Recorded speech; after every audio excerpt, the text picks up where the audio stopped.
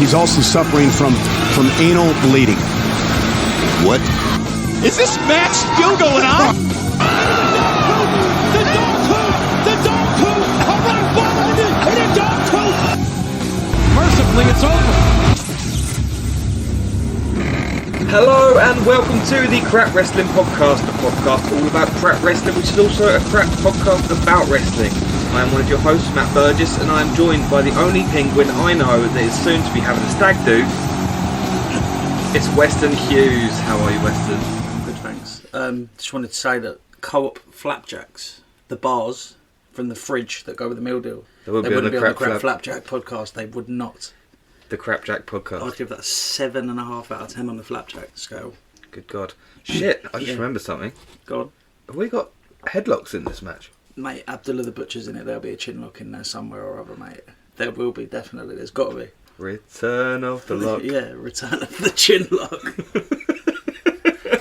I'm glad to be back doing the normal one.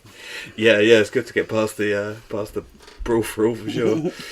So Weston, tell us what you've been watching this week or over the last couple of weeks. Start with anything crap? Nothing crap, but my memory's fucking terrible. And anyone else who actually knows me, this will know, it's fucking god awful. I can't remember anything. So I started writing down wrestling that I'd watched. But it's been so long we've been doing this brawl for all, it's not really relevant now. But I'm gonna say it anyway and read from my notes. If you watched New Japan Pro Wrestling Strong on the 5th of December, Leo Rush and Quest was the match. Very good, fast, high flying, and very highly rate them. I love Leo Rush before you move on. Yeah, absolutely fucking brilliant. Leo Rush. You said that at the time. He's really, really good. I haven't actually seen a lot of him. I think I've seen a few matches, but him and Quest in that tag team was so fucking good. Yeah, I was really fortunate to go and watch NXT out in America, November 2019. He was fighting against Angel Garza, and fuck me, did they put on a match. I bet that's it. But yeah, really would good. have a good match, definitely, wouldn't they? Another match that I highly recommend was on that same show. Josh Burnett, have you heard of him? I don't think I have. UFC champion versus Alex Coughlin. So it was like an MMA style match. It was really, really different. It was so interesting to watch. It was, if you're interested in jiu-jitsu or wrestling or anything like that, because it was a submission based. It was like a mat grappling match. There wasn't really that many professional wrestling moves in there. Am I right in saying there's a tournament in Japan where they're not allowed to strike? I thought I read something the other day about a Japanese tournament, like a wrestling tournament, where they're not allowed to strike, so it becomes these like really intense mat wrestling. Best example I can think of in American wrestling is probably Benoit Angle at WrestleMania X7. Oh mate, that's such a good match. If you want to watch actual shoot wrestling, there's a quintet tournament. It's called Sakuraba's tournament, which is actually on UFC Fight Pass, but Sakuraba was a pro wrestler. So there's a style of Japanese mixed martial arts that become quite big in Pride FC in the 90s. They were pro wrestlers and then they became shoot fighters because a lot of the Japanese strong style and stuff. So they took the style of actual pro wrestling, like the holds and stuff, and they moved that and changed the style into shoot fighting based off the pro wrestling. And there was a few massive names like Sakuraba, especially, is one of the most famous Japanese MMA fighters ever. They called him the Gracie Hunter. You must have heard of the Gracie family. He beat like 4 of the Gracies and he was a pro wrestler before. So he does just a grappling tournament, which is actually on the UFC Fight Pass. Like I said, it's called Quintet. But yeah, this match, this Josh Burnett versus Alex Coughlin, it was like watching a very, very high level like grappling match. No real pro wrestling moves that I can. Obviously, it was a long time ago. I haven't watched it since the 5th of December, but I will probably go back and watch that. Actually, really, really good. Burnett wins with a leg lock. It was very exciting. The story told. It was a slow build. Japanese style in general is quite slow build, isn't it? Yeah, of course. Yeah, definitely. And it's more applause than cheers. Is that right? Yeah, that's right, yeah. I remember I invited West to an NXT UK taping, BT Studios, and I said, God, got to make sure you boo them heels and cheer them faces. And he's like, I see myself more as a Japanese fan. I'm the clapper. I'd have been booing him. I'd have been booing the fans. That was the day when my fiance's horse keeled over with colic. In the morning, we were supposed to be going to watch NXT in the afternoon. We got to the stables in the morning and the horse was on the floor, which horse shouldn't be on the floor, obviously. Yeah. Do they sleep on the floor? Sometimes, but... So sometimes sleep standing up? Yeah, sometimes. A lot of horses will just purely sleep standing up. Come for the wrestling, stay for the stay horse for the talk. equestrian facts. I've got to edit this shit. But So the horse had colic and he fell over on the floor and we had to get an emergency vet out and we didn't go and watch NXT, but Toad did and he had a good time. So we're crossing our fingers that, given that William Regal just got fired from WWE, that NXT UK still exists by the time the next tapings come around. I really hope they do put on a big pay-per-view at some point. I can't see it happening because I think they're just trying to hide it behind the scenes so that Vince doesn't notice he's spending money on it, because there's been more rumours about WWE selling to Disney lately. How true that is, it's hard to say, isn't it? But yeah, match of the night there was Walter versus Nathan Fraser. And I don't know if I've said it on this podcast before, but I'm in love with Nathan Fraser. I don't fancy him. However, I do fancy his wrestling. He is incredible. He fought as Ben something on AEW on one night, and I think they just didn't take him up on a long-term deal. Yeah, he's fighting for WWE now, but I'd be surprised if he didn't make his way from NXT UK to NXT 2.0 right to the top there. Yeah, and probably onto the main roster, because I feel like he's got it all. High flyer, really big guy. He's not one of those cruiserweight high flyers, which, there's obviously a place for them on the card, but when you've got a big high flyer, it doesn't look silly when they go and beat a big guy for the heavyweight title or something. I feel like the cruiserweight high flyers are sort of had their time in the early 2000s and stuff. Yeah, 205 Live, they always put on amazing matches, but they just haven't pushed it because they shove it on the end or the beginning of a SmackDown, as in when they're taping it, which means half the crowd aren't there or they're sick of wrestling by then because they've watched it for 3 hours. And yeah, you only really catch it on the network. I know it's not available on the TV in the UK, I don't know if it is in the US, but hardly anyone watches it, but there's always good matches on it. So I don't even know if it exists now, actually, because they moved the Cruiserweight title over to NXT. They just fucking merged it with the North American title, so now it's called the North American Cruiserweight title. It just sounds so shit. So what about the cruiserweights who aren't from North America? Fuck them. You've heard it here first. It's a little bit like when D'Lo Brown won the European. Who cared? No. Do you know what I mean? Yeah, they started out by saying, "Oh, he's from Rome. He's from Dublin. He's from here. He's from there." And JR would be like, "No, he's not. Shut up." It's so funny. Yeah, I really like that era. But yeah. Walter versus Dragunov. I watched I think it's a What Culture video the other day of top 10 matches of 2021, and I'm sure they ranked it 4th or 3rd. I think it was really high up the list though. And as soon as I saw that, I thought, oh yeah, that was a fucking good match, man. That was really good. Yeah, and What Culture tend to be they're not biased towards AEW because AEW is brilliant and that, but they tend to favour AEW over WWE. They prefer AEW's wrestling style. So for a WWE match to rank that highly shows it was obviously exceptional. Kenny Omega was in about 8 of them. Yeah, and not surprised. Brian Danielson was in 4 of them. Yeah, I haven't actually seen a lot of it, to be honest. As you know, I'm not massive on it modern wrestling really too much. I just watch a lot of the old stuff. Obviously, the only AEW that I've watched is stuff that you send me, and that really Japanese stuff. Obviously, I do watch quite a bit of. My crap wrestling from this week has been, I've been watching 99 through because we talked about me watching 98 and suddenly I thought, you know what, I didn't actually end up finishing the Attitude Era on my 3rd watch through. So I watched the June the 7th Raw. The match that I watched was the dog collar match between Mr. Arse and the Road Dogg, and basically because it's a stupid stipulation.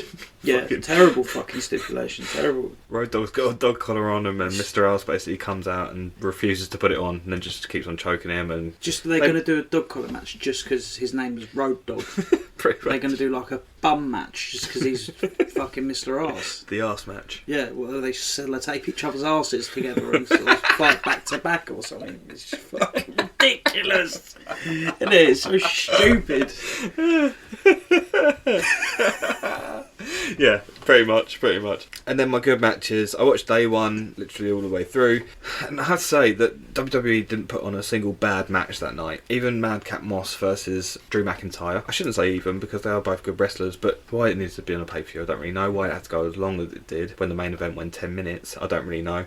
For the wrestling across the board was very good. Usos versus the New Day particularly was exceptional. They had about 8 false finishes that every one I thought it's over. Oh no, it's not over. Everyone was so believable. They just feel like the king of the false finishes. I like the Usos a lot. The New Day are obviously individually they're all good. They're very good, but I don't like gimmick. Yeah, I think they wanted to appeal to the kids. And I think, in a PG era, someone's got to, haven't they? I was literally going to say, it just sums up WWE now. Yeah, I was really sad for Big E. He's a very, very good wrestler, and he was doing loads of stuff outside of the company to big up WWE and wearing the championship and doing stuff like promos for boxing matches and that. I don't remember anyone who's taken the title into the mainstream as well as Big E in goodness knows how long. So it's really sad for me that they just him like shit, didn't they? Yeah, they just tore the championship away from him on a whim. Roman Reigns got COVID, so he couldn't fight Brock Lesnar. Brock Lesnar got put into what was a 4-way into a 5-way, and apparently up until Reigns got COVID, Big E was going to retain.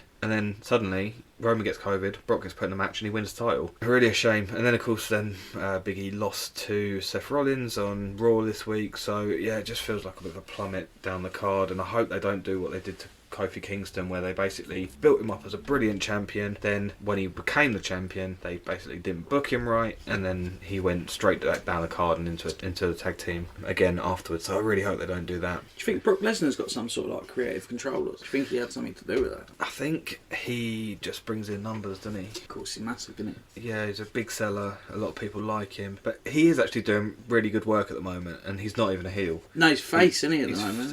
He's actually really funny. Bit weird. It is weird. Yeah. I thought it would never work, but it's working. Yeah. Even with his silly onion head hairdo. Yeah, why has he done that? Don't know. Because McMahon tells him to change something every year, doesn't he, about themselves? Like very slight. If you notice, they'll have a haircut, or they'll dye their hair, or they'll change their shorts, or they'll change their boots, or something. Every character will change something very slightly every year. Triple H will come out backwards flat cap and black round glasses. He did that, didn't he? My favourite look on Triple H. Yeah, so that was a bit fucking weird, wasn't it? Did he think he looked cool? Do you reckon he thought I'll let the bollocks here? I went to watch the Attitude Era live podcast. Did you really? Yeah, and Adam Bigelow came out wearing the backwards leather flat cap with the John Lennon glasses, and I was creasing. It was excellent. One day when we've got a few more listeners, we might do it on ourselves. I won't be able to edit all our bullshit out of that one now, unfortunately. No, we'll have to be on our best behaviour in that one. Do you think he wore that flat cap backwards? Because obviously that's like a proper French thing to do, isn't it? With a flat cap, and he is Paul Levesque, isn't he? So he's obviously like French somewhere along the line. I was telling you that I found out what Levesque means, didn't I? Yeah. Do you remember? I can't remember, but I remember you told me, and I remember I found it funny. Paul the Bishop. Yes, Paul the Bishop. And I said to you they should have done that as his gimmick. He should have come out. Paul the Bishop Helmsley. Come on. Can you imagine the reign of terror of some cunt dressed like The a bishop? The Archbishop. Paul the Bishop. No, Hunter the Bishop Helmsley, obviously. HBH. Yeah, exactly. They should have fucked off the Helms. Where does the Helms come from? Fuck no. Where's Helmsley come from? It's so weird. Yeah, I just thought about that because his name's Paul Levesque. Where's Hurst come from? I don't know. I might have just wanted to be Triple H, didn't they? I think Hurst Helmsley is because double-barreled names used to be seen as something posh. So he was the posh guy. Yeah, of course he was. Yeah, the blue blood. Mate, that was such a shit gimmick, wasn't it? His little arm movements as he used to. He's just like. Yeah, I know. I wish I had a video because I'm just like flicking away the fans and stuff. Do you know what? He's actually so fucking good though. Triple H is the fucking bollocks. I think like he's so good. When I was 10 and I was watching wrestling, I was just like, oh, Triple H sucks. I hate him so much. It proves how good he was because I hated him. That was his job, to make me hate him as a dumbass wrestling kid. He did his job. That's literally what I was just about to say. Is like I hated him so much. Oh, he used to infuriate me. I just wanted him to lose so much, and he just obviously never did. Because this was during the reign of terror when I was a proper wrestling fan. Got a little bit older and thought, oh, he's actually so. That's why he's so good. Like he's so hateable. Definitely. Right, we've gone hard on this stuff early in the podcast, so I hope you're still interested about us talking about modern wrestling, but. Back to the crap wrestling. So, today's match is the Chamber of Horrors match from WCW's Halloween Havoc 1991. Weston, why is this being brought to the crap wrestling chamber? One of the things I watched about it earlier said that it is literally one of the worst matches ever. It is a cage with an electric chair in it.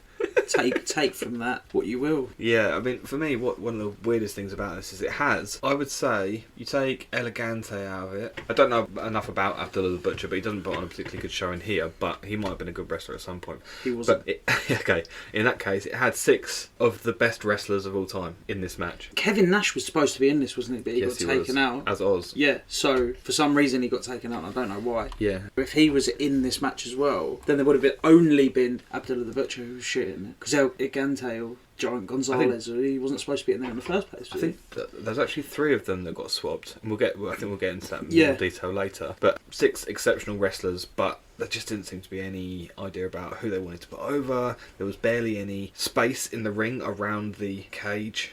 there was 2 cages, so the cage inside the cage, there was barely any room around it for any wrestling moves. So they basically had the option of don't do any wrestling moves or do them on the hard concrete outside, which isn't favourable. I mean, Cactus Jack would quite happily have taken a few, I'm sure, but he can't carry a match like this. It basically just meant there's a few punch spots, a few kendo sticks over the head, but other than that, it's just. Oh, we talked about a little while ago about how we're not a fan of spot fests. So the idea of flips for the sake of doing flips and just like add in a spot to a spot to a spot to a spot. And the real psychology of a wrestling match comes in what those connections between the spots are. Yes, yes, you want spots, but you want the connecting tissue. You don't want. I'm going to hit you in the head with a steel chair, and then we're both going to walk over one side of the ring. Then you're going to hit me in the head with a steel. It's just shit, isn't it?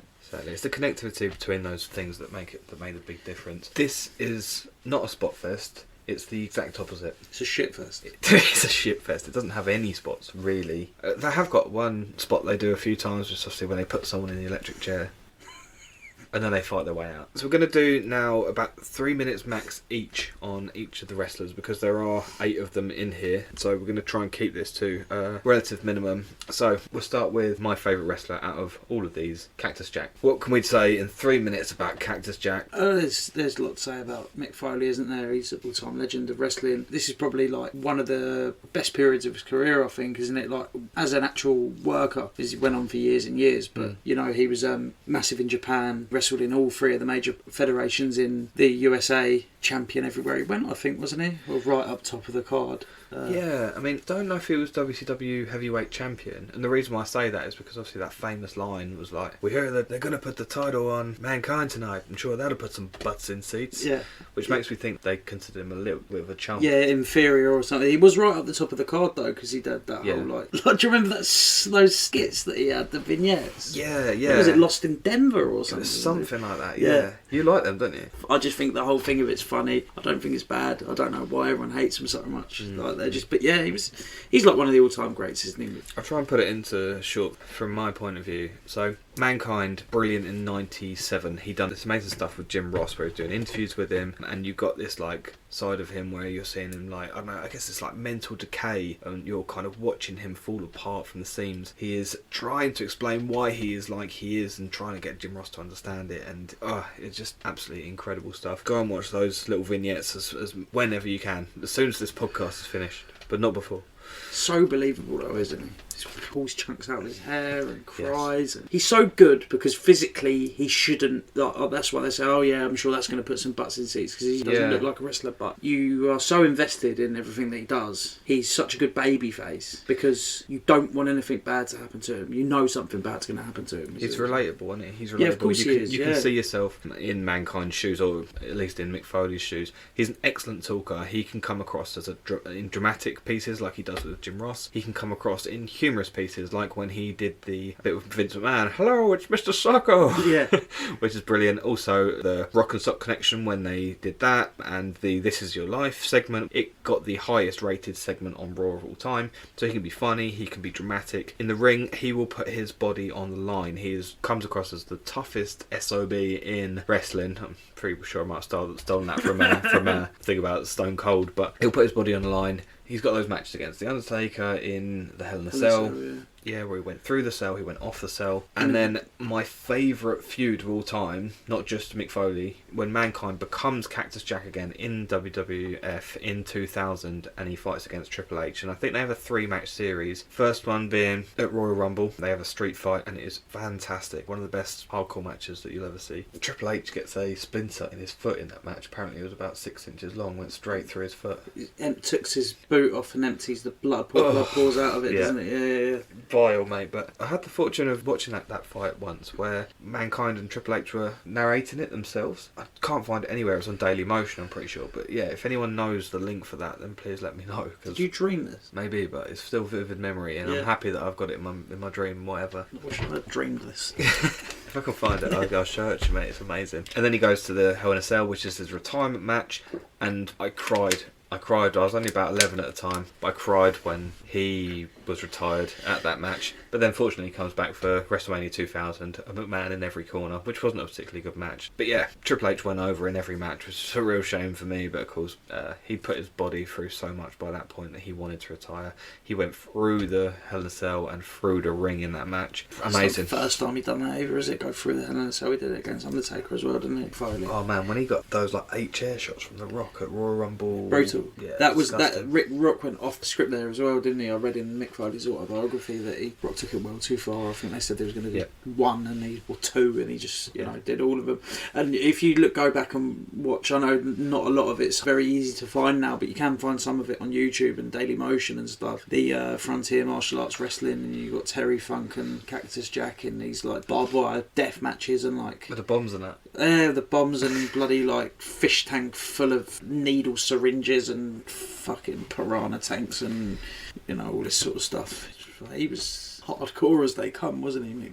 And then he became a writer and excellent at that too. Brilliant first book. I've only read one since then, but that first book is something else absolutely incredible. And he also narrates that one as well. If you can find it on YouTube, in fact. Didn't he write a kid's book as well? Dr. Seuss sort of style stuff. I'm pretty sure he did. There we go. There you go. That's Mick Foley in a nutshell, I'm hoping. We've missed out Dude Love as well, but oh god, yeah. There's not so much to say about him, is there? The but, shittest one of the three, I think, Dude Love. Yeah, but he was fine. He also did a bit of Commissioner Foley, which I quite liked. Oh yeah, I like Commissioner Foley as it goes, actually. Hopefully we'll do one. I mean, we'll have to find a crap Mick Foley match at some point so we can talk about him in real detail. What's that? This is a crap Mick Foley match. Oh no, sorry, I mean like where it's just a one-on-one so that we get a bit more time. Yeah. Abdullah the Butcher. Weston is our resident Abdullah the Butcher. Abdullah the Butcher. First name Larry. Not Abdullah. He was born in Canada in 1946. No, I'm not sure if that was exactly when he was born, but he was born in the 40s, I believe. He wrestled well into his 70s. His first name is Larry, though. That is true. Is he still going? Like alive? No, I think he literally... Yeah, he's still alive. I think he only retired about 5 years ago. I mean, he's literally wrestling until he was about 75. But as you see in this is his style in every single match. He doesn't do a lot of wrestling. He doesn't take bumps.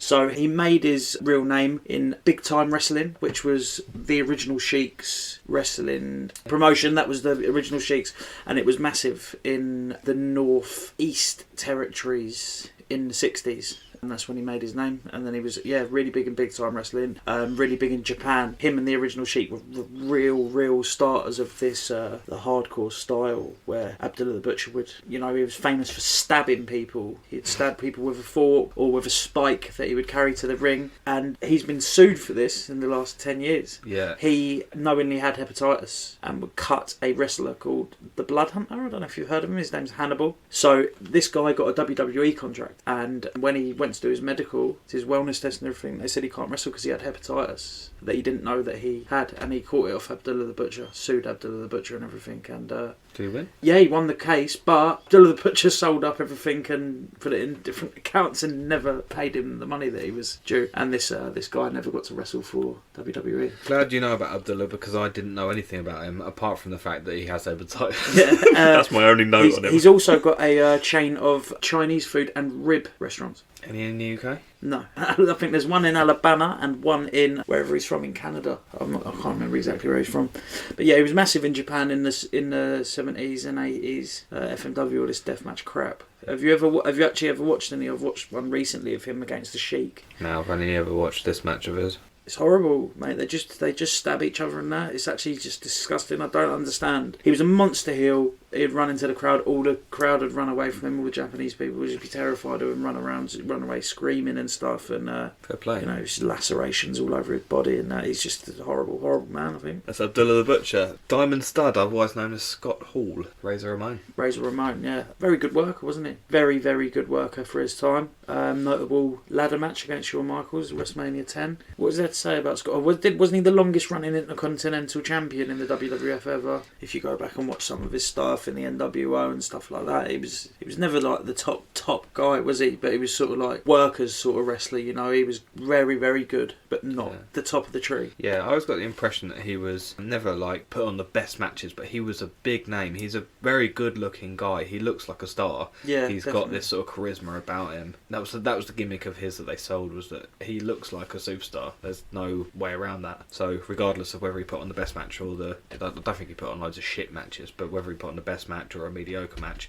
didn't matter, because the fans were like, that's, you know, yeah, they someone like him. Yeah, he'd get over easily. He's a very reliable worker, is the word I was looking for. He's like 7 out of 10 every single match. Like he's never like, he's got a few classics, like that ladder match being one, but he's not like known for being a showstopper. But you can put him on any point in the card and he will perform and he'll get a good match out of someone. Next one's Sting. I'm a big fan of Sting. I'm not the biggest WCW fan in the world, because I don't know that we could even really watch it over here in the 90s. I never watched it. I was going to say, you probably know a lot more about Sting than I do, really, to be honest. I know he was a massive, you know, in WCW, and that's about it. Yeah. He had two sort of phases, I guess. He had the early one where he was in like the neon stuff. This is that, isn't it? This is that era. And he really got over and became the US champion quite a few times. In WCW, he got the face paint that made him look like the guy out of The Crow, which I think he's more famous for now, and he's known for having the baseball bat. Yeah, what was that gimmick? Was he like supposed to be some sort of like scary guy, like a Undertaker sort of like scary man, or is he just a normal man with face paint? Is I was just wondering if you might have remembered the story about the baseball bat. That was all. I remember the story about the baseball bat. Anyway, might have to crop that. Anyway, yes, Sting. So he had the crow face paint on. What was the gimmick behind that? Was he a scary man? Was he like a undead? Or I'm pretty sure he was face the whole time that he was doing it. So I don't know if he would have gone like scary wise. And the reason why that was because the NWO were just the constant heel team that Sting was facing up against. Yeah, he ended up joining them, didn't he? 1999 or something, I think. Yeah, I guess I know more. I say WCW wasn't really watchable in the UK until I guess we got it on the network. I haven't watched a huge amount of it, and from what I have seen, there's not a lot of reason to go and watch that much of it, I guess. You end up watching shit like this. Exactly. And the Dungeon of Doom. Yeah, the Dungeon of Doom, yeah. So Sting ended up coming to WWE. It was for WrestleMania 31, so I think that would have been about 2016, something like that. I was in India when he returned, because WWE is massive in India. Right. And that's how I remember that, because it was him and the NWO versus DX, wasn't it? Not in this one. Oh no, it was Triple H versus Sting, yeah. And then the NWO and DX came out at the end, didn't they? I believe so, yeah. This match I mostly remember for Triple H looking absolutely monstrously huge, and also because he came out and did this Terminator. Yeah, the crazy entrance. Yeah. That was insane. Why was he doing them entrances? Dunno. How self-indulgent's that? That's him all over though, isn't it? Paul the Bishop, what are you up to? Yeah. But why? Why did they let him do that? Why did he go, right, I'm going to come out, this is what's going to happen, I'm going to come on a fucking throne of fire and they're going to put a Terminator outfit on me and I'm going to walk down to the ring and we're going to Motorhead do my theme tune live again. Terminator had a film coming out at the time, and I think they might have actually put some money into it, so yes, he would have absolutely loved it and loved everyone. He would love us talking about it right now. But yeah, you're right, it's self-indulgent, but they probably got away with it because Terminator would have gone, oh, here's 50 grand if you wear know, a Terminator outfit. Yeah, exactly.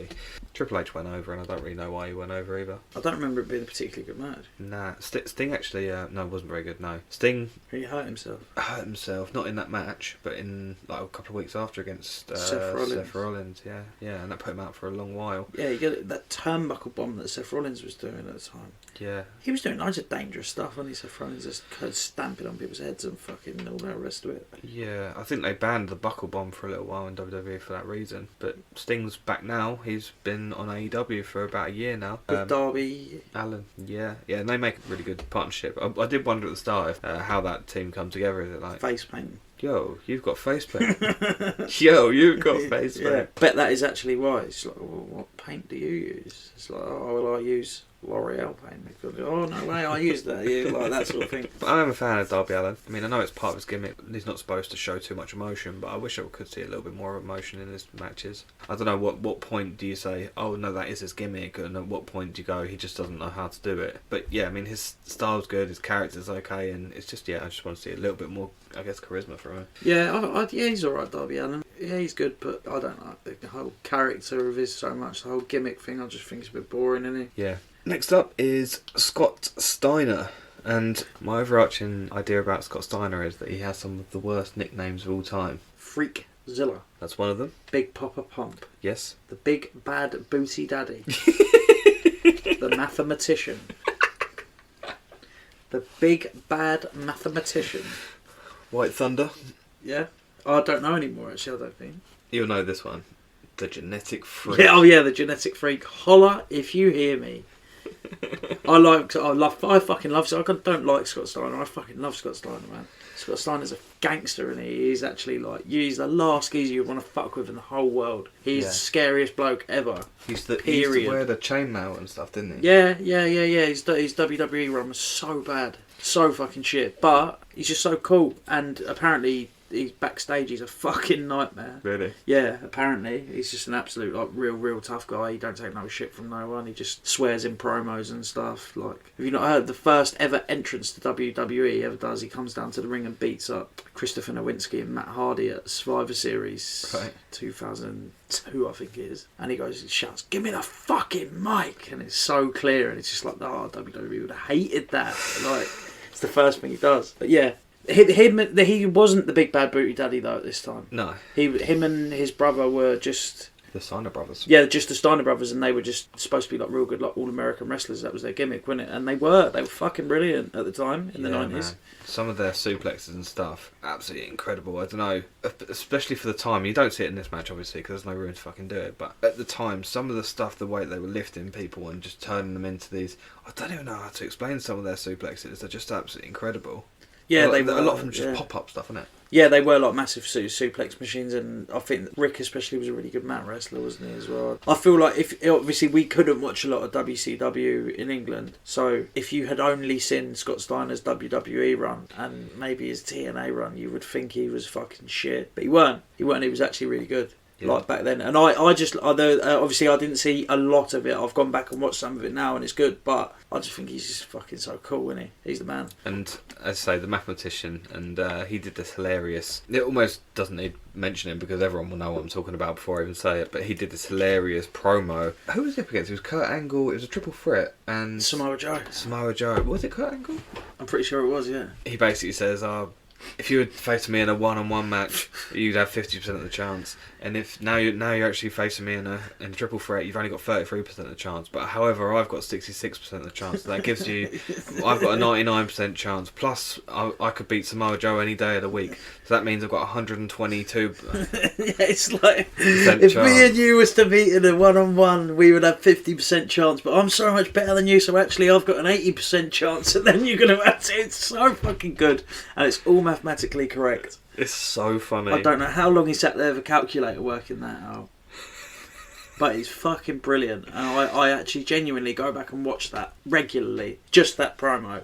It's so funny. I never don't laugh. We've also got Rick Steiner. Now, from what I can tell, he seems to be the better wrestler. Yeah. Not a bigger star, but the better wrestler. I think at the time they were obviously just the tag team. So neither of them was a big star. Individually, but as a tag team they were big and over. But then they broke up, didn't they? I don't know a lot about Rick Steiner. Just like this stuff that I've gone back and watched is their tag team stuff. I don't know a lot about him. He never went to the WWE, did he? I don't think. But yeah, they were really good. And then they done this. I think they were quite big in Japan as well. And then they did a breakup angle. And then Scott Steiner, I think, went over. Rick Steiner went off and started teaming with someone else. I'm not sure who. And then Scott Steiner come back as Freakzilla. And that was how the whole Big Bad Booty Daddy thing was born. But Rick Steiner carried on doing this whole all-American gimmick by himself, teaming with someone else, and it just didn't really go over, I don't think. Right. Yeah, I haven't got much to add on Rick Steiner. What I do have to add, I guess, kind of about him is that obviously his son, Bron Breakker, who's obviously not his real name, but he's under the name of Bron Breakker in NXT 2.0 at the moment. He's just become champion, beating Tommaso Ciampa in a decent match last week, and he is exceptional considering how early it is in his career. You can tell that he's a star now. He'll be an even bigger star in a few years. I can see him being top of the card for many years at WWE. That's if he stays there. What's his sort of style like? Is it suplex and mat based? Yeah, basically, I wouldn't say it's even mat based. He's just got all these massive big suplexes. He's a big guy. He's got a lot of strength for him. He can do a lot of holds and stuff, but just, I guess, the ring psychology, and it obviously helps that he's been fighting a veteran in Tommaso Ciampa, who I would say can have a good match against anybody, but it probably does help a little bit. Yeah, it'd be interesting to see Breaker fighting against other guys, but he is exceptional. From the moment he walked out in his first entrance, I was like, this guy is going to be a big star. Sorry, I don't know more about you directly, Rick Steiner. Next is Vader. A big fan, Vader. The smelliest man in Literally, wrestling. just because he took the words out of my mouth, the stinkiest man in wrestling. Tell the story. He just fucking stinks, doesn't he? I don't. They used to put people against him as a punishment, didn't they? Because he stinks so bad. Rest in peace, Van Vader. He was a massive star in Japan. Yeah. He was a massive star in Japan. He was like New Japan Pro Wrestling's like headline act for many years, and he was really fucking good. He could do a lot for a big fat man. He could do a lot. I've watched a podcast with him not too long ago talking about his life. He was top level American footballer. He played in the NFL and stuff. He played for USA at college level. He was massive. He was like number 2 draft in the country or something like that at college. I had no idea. Got scholarship to go to pretty much any college that he wanted to go to based on. And then obviously he turned to professional wrestling. He lived in Compton. Straight out of Compton. Like in the actual ghetto of Compton, like, and then he moved to somewhere so he moved to like Colorado. It's like the opposite ends of the world. He ended up living in like the mountains, like lived in like South Central Los Angeles and then moved to the mountains. But yeah, he was amazing athlete. What I remember about Vader in his earlier years is that he worked strong. And particularly when he was in WCW, he was known for working strong, and he would go tough and rough and basically throwing potatoes at all comers. Yeah, stiff as anything, wasn't he? Yeah, he was in a match with Mankind, and Mankind got caught up in the ropes, and the man Vader gave him I guess it was like a clothesline through in the ropes and ripped his ear off. Yeah, so that's why Mankind lost his ear. A lot of matches that Vader would just be going rough and tough on everyone, and people weren't keen on wrestling him, partly for that reason, and partly because he never washed his kit and he smelled bad. He really got held down in the WWF, didn't he? But Shawn Michaels really didn't like him in a click, I think. Yeah. Shawn Michaels actually said, I'm not going to wrestle him because he stinks or whatever, so that was one of the reasons. And JR had to speak to him about it. He was also held down because of that interview that he held in, I want to say Saudi Arabia, but I don't know if it actually was. I feel like it was actually UAE. It was in a country in that region, and I think it was like a news reporter basically said, but it's all fake, isn't it? And Vader basically got up and started going, does this look fake to you? And started like choking him out. He smacked him, didn't he? I think he smacked him as well, yeah. And then got held in like a prison there for a little while, and basically it looked bad on the company, so the company kind of held him down. And then I just remember this promo, and I don't know how guided it was by the WWE or whether it was just Vader doing it himself because he felt down on himself. He's like, I'm out of shape, I'm a fat bastard these days, I can't help it, I don't know what to do, what's going to be my next step? And it's kind of like, he really runs himself down in that bad, doesn't he? He's like, I can't work, I'm a fat piece of shit, all this, that and the other. Pretty much. I feel sorry for him, didn't he? Yeah, it's almost the end of Vader as big bad Van Vader, because once a monster and then suddenly talking about himself like he's a fat piece of shit, and I think he actually does say fat piece of shit in it. Sad end to a good career. I watched I can't remember what it was, and it made a lot of sense to me when they were talking about this interview there where he got up and smacked the geezer and went to jail for like 2 weeks or something. It's like, they had such a platform to go, this geezer's an absolute fucking gangster, he's a nutcase, like, look what he did. It could have made him look so tough. He's been in prison, and it could have made him look so good if they had done it in their favour, but obviously for whatever reason they maybe didn't want to fall out with the Saudi government or wherever they was, or because you could imagine the government would have turned around and said, this is really fucking bad, you need to discipline him or whatever, I don't know. But they didn't need to punish him. They could have made him look fucking so cool because of it, so hard. And then finally we've got El Gigante, and I'm assuming that I'm pronouncing that correctly, but yeah. My first note on here is that he's shit at wrestling. I think he comes from that crew of basically, you're a big guy, let's get you in the ring, rather than, you're good at wrestling, and you're big, that'll help. I think they did the same with The Great Khali was one. Yeah, it was fucking terrible.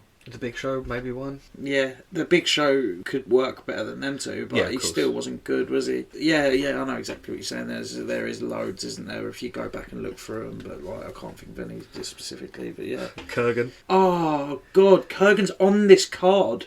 Not in this match, but he's on this card, yeah.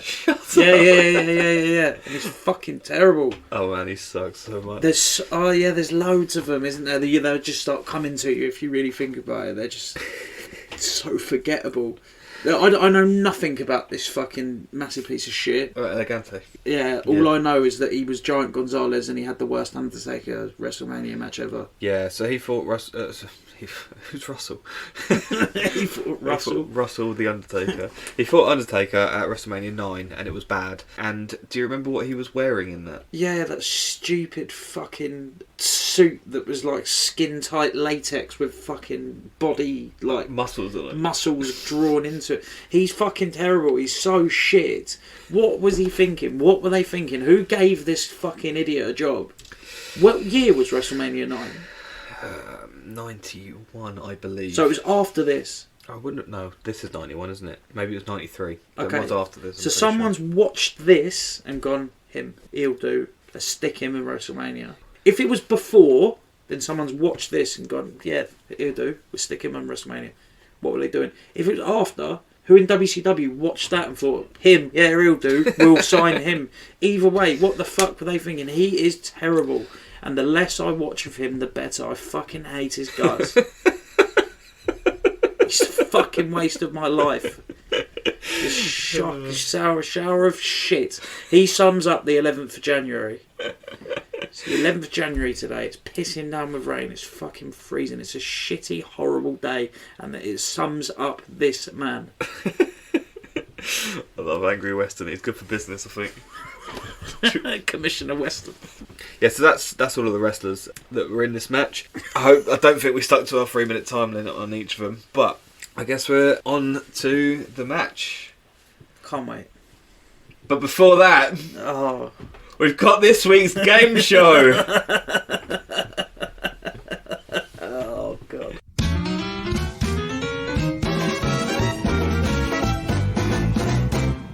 Okay, are you ready for the name of the game show? Yeah, definitely. Come on. Okay, well the first one, you get to pick which one you want to go for. The first possible name of this game show is The Conservation of Ass. Conservation. What? What's the second one? Your second possible option is Corgi Registered Ass Inspection. Corgi Registered is a gas inspection. Oh, okay, yeah. I was when you said corgi, I thought of dog. I was thinking, is this some sort of like they're doing like a dog inspection or something? But you've replaced getting dogs to inspect people's asses potentially, or inspecting the dog's ass. The vet has inspected my dog's ass before. Yeah. The Western got a joke for it's not a corgi. Yeah, go on. Took my dog to the vet the other day. Did you? Yeah. Vet picked him up. He looked at the bottom of him, to the side of him. He goes, Matt, I'm afraid I'm going to have to put your dog down. I was like, oh, why? What's wrong with him? He went, it's just really heavy. I knew that. I could see that coming. I could see that coming. Oh, I really like that though.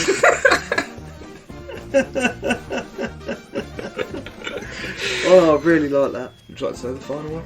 Yes, I would. Thou shalt not ass! That's my least favourite one. What? I like the second one.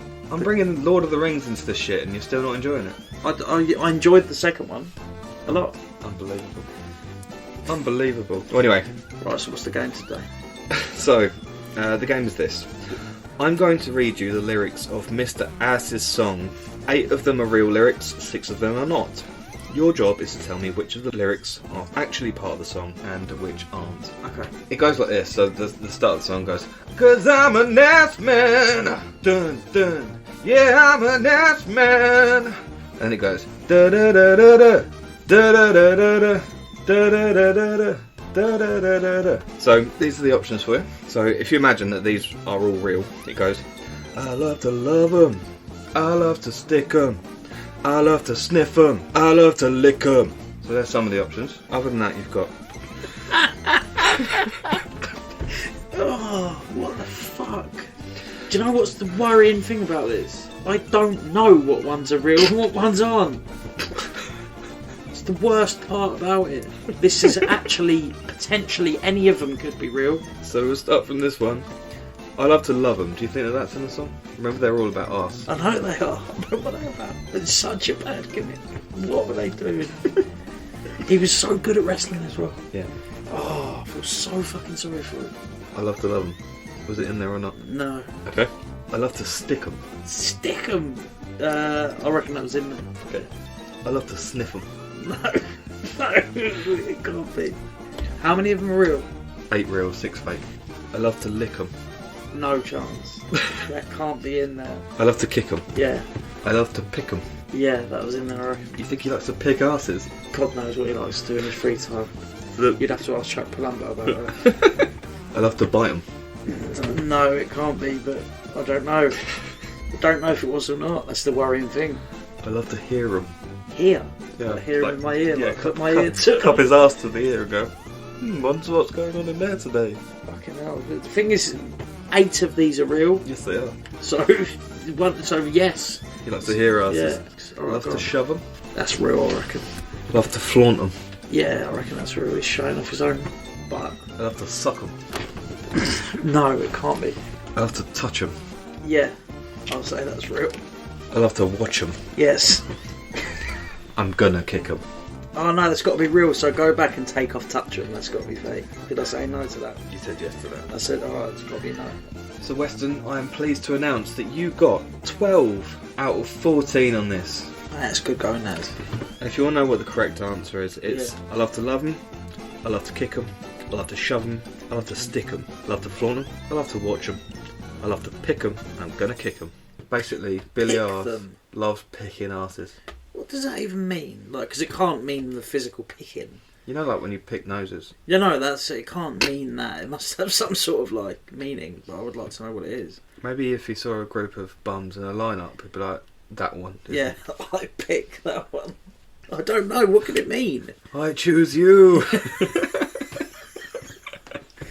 Mate, it's fucking... Got a bunch of asses in Pokeballs. It's terrible. Terrible fucking load of rubbish that was. What a load of rubbish. What were they thinking? I say this a lot, don't I? But there's so much, like, wrestling stuff that you just have your hands in your head and you're just like, what the hell? What were they doing? Was this a punishment? What? This gimmick? I don't think so. They were trying to put him over, I think. I think it was just like, I don't know, it's just one of those things of the Attitude Era where they were kind of like, let's try and make him more Attitude Era-y, I guess. It doesn't, yeah, but like... But he was the badass Billy Gunn before this, so Yeah. there's, you know, how badass can you be or more than a badass? The arse. Just the arse man. What the fuck? And then they turned him into the gay as well, didn't they? The whole gay angle where him and Chuck Palumbo got married. Yeah. So it's like... I know little about that, to be fair. Billy and Chuck and Rico was their whatever the word is, like their manager or like valet or whatever sort of thing, and it's like it was just such a fucking weird, like, not that like it's not weird that they were gay, but it's just a weird thing that they would like get married in a wrestling ring and stuff. It's like it was just but they had him as the arse man before. It's just like were they slowly sort of hinting that he was gay, Maybe. and then he actually came out the closet and got married to Chuck Palumbo. I don't know. I guess he's not gay because he's got a son. Yeah, of course. Yeah, no, he's not. But it's just Houseboy. like, yeah. Why did they not actually have 2 like gay wrestlers or a gay wrestler and say, yeah, you can be the gays because you are? Like, I don't get it. And it was all like, it wasn't like it was a sincere angle of, oh, these guys are coming out the closet, you know, and more power to them. It was like a piss take. Was it like, these guys are gay, boo? It was more like these guys are gay. Ha ha ha. Gay. Okay, now. They love each other. Like, that's what it was more like. It was just like, it was just weird. It wasn't, yeah. It was probably not as bad as these guys are going, fuck that, Yeah. That's even worse. But it was just sort of like, it was well childish. Yeah. Stupid. There's a guy on NXT 2.0 at the moment, and his like first line on one of his promos was something like, I believe in diversity, I think that there should be more socialism, etc., and all that sort of stuff. So like sharing our money and whatever. And he was just totally played as a heel, and then it was just like, he calls his fans the snowflakes. And I want to say to all my snowflakes out there, we're gonna get them. That sort of thing. It's just like, oh, for fuck's sake, why are you paying this guy who's trying to be like saying all these positive things and then just like, boo, diversity, boo. Helping poor people, boo! Oh, fuck you! It's so weird, isn't it? Do you remember the Team America World Police? And it's like, America, fuck yeah. And it's like, McDonald's, yeah. porn, yeah. And it's just all this like that, like, yeah, smoking weed, yeah, drinking beer, yeah. And then the geezer goes, books. It's just silence. Boo! Yeah, that's what it's like. That's what it's like. Yeah, TV, fuck yeah, drinking beer, fuck yeah, books, boo. Diversity, boo. Oh, brilliant. So, Aston, tell us, what do you know about the story and the lead up to this match, if anything, because I'm not sure there was that much. Mate, I know nothing about the build up to this match, mate. Nothing. I'm not going to lie. Yeah, I think they just lobbed people in, really. My only real understanding of it is that, firstly, there was supposed to be some different wrestlers going into this match. There was mix-up about who was going in there and stuff, but that is literally all I know. Yeah, Oz was supposed to be in there, who was... Kevin Nash. Kevin Nash, yeah. Barry Windham was supposed to be in there, and so was One Man Gang. But these were switched for Abdullah the Butcher, Cactus Jack, and Vader. I think it was on the night that it were actually changed. Barry Windham was injured, wasn't he? There was an actual reason why he got taken up. Yeah, they did a thing before the match where he had his arm shut in a door and they were saying that he broke his arm. But I think he did actually have a broken arm, so maybe that was it. Vader, they wasn't sure if he was going to come back from injury in time for this match, so they didn't announce him just in case. But then, of course, he did come back. No idea about One Man Gang. Kevin Nash was taken out of this and he wrestled on the card. Yes, someone he did, else. Yeah. Maybe that was the Vader one. Why did they take him out? Maybe because they realised Vader could come back. Oh yeah, true. Sorry, WCW took ages to explain who was going to be in the match, and they said they were going to announce it next week, and then they played the same backstage segment again. That was from that Wrestling Bios thing that I watched. Thank you, Wrestling Bios, for giving us the very limited amount of information that was findable about this match out there. There was no story going into it or anything, was there? No, not really. I just thought, we're going to put 8 of our best wrestlers in a match, and it will obviously just work out. It was a tag team match, wasn't it? Or like a team match? Yeah, it was a team match. It was 4-on-4. Yeah. I think I've got that somewhere else later. It was a heel team and a face team. Or it was supposed to be, and then they ended up mixing them up, didn't they? They ended up putting faces on the heel team or something. I don't know. They kind of just lobbed it together in the end. They also changed the rules of the match on the night, so it was going to be that you were supposed to escape the cage. I don't know how they're going to go about that, because it's funny shaped cage. It's sort of like turned inwards. At the top, yeah. Isn't it? Like, how the fuck was Mick Foley going to, or like Abdullah the Butcher going to climb out there? He couldn't get out there. I don't know. Couldn't climb up the turnbuckle. Yeah. Possibly even get in the ring. They swapped that for an electric chair coming into the match at 5 minutes in. Not really an explanation as to why it comes in. We'll get to that in the match, I guess. So you can kill your opponent. Yeah, so you can kill your opponent. There was some spots where the people were climbing the cage, but according to the rules, you weren't allowed to win by climbing out the cage anymore. So fun as well, they were bothering doing that. I guess it was because there was hardly any space to do any wrestling. Some weird spots in here where I think there's one where Rick Steiner climbs the cage and he just realises no one's up the cage room, so he just looks around and goes, well, I should probably climb back down now. And the match was designed by Dusty Rhodes, and Dusty, a very creative man, but sometimes his ideas were brilliant and sometimes they were terrible. He loved this idea, didn't he? I think I've heard that. I don't think it's even that bad, the idea, and the reason why I say that is because I feel like if you had it that it's like 4-on-4, booked well, so you had actual spots in the ring, if the middle cage wasn't so big, so there was actually some room to wrestle, if there was a way that they were actually able to trigger the chair coming down rather than it just coming down randomly, and if the fucking electric thing wasn't like down for half the match like it actually was, then I think it would have been okay. You could have actually done something good with it, but no, it just came out being terrible because it wasn't booked well. I just don't think that a match where the ending is you have to execute one of your other wrestlers and then they're still going to come back the next week. I don't think it's going to work unless they're the Undertaker. I don't think an execution angle could work really, unless they were going to retire and never come back again, because then you can actually say, yeah, no, we did actually, they are actually dead. Yeah, or actually kill them. Yeah, or actually physically kill them. Yeah, that would have been an option. But I don't think that would have been family friendly, because 1990 WCW was quite PG, wasn't it? I don't think they could have killed Abdullah the Butcher in cold blood in front of a live audience. No, maybe not. I wonder if they put it on the network if they did. Definitely. Because it wasn't an accident. Wouldn't have got on Peacock, but it would have got on the network. Yeah, because it wasn't an accident. Say if someone died by accident in the ring, obviously it'd be a terrible shame, and they would never put that on the network out of respect. But if they broadcast this is an execution match, you are going to be electrocuted to death at the end of the match. We all knew what we was getting into. Would they then put that on the... You signed up for this shit. Yeah, you wanted to watch it, so...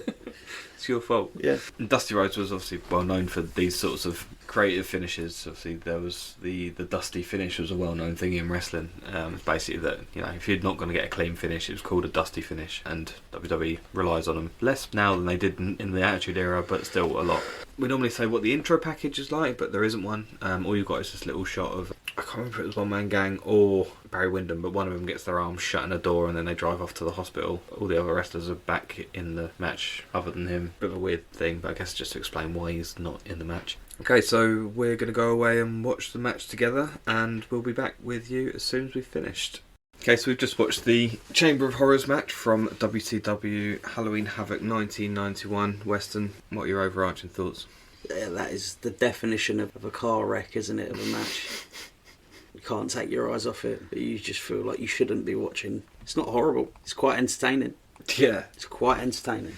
Yeah, I mean, I don't regret watching it. I've watched it about 4 times as well because it's just so... It's funny. It's funny crap. It's exactly what you said last week. You said this match is crap, but it's funny crap. And this is the sort of crap wrestling that I love. It's the sort of stuff that we started this podcast for. It's exactly what we're here for. This kind of stupid, weird, terrible stipulations, bad ideas that culminated in just a funny and strange spectacle for everyone. In a mess. A big old mess. If you compare this to like The Big Show versus The Undertaker or Goldberg versus Lesnar that we've already covered, you know, this is just so much better to watch. Definitely. It's so much better. Yeah. But it's awful. The wrestling's awful. The stipulation's awful.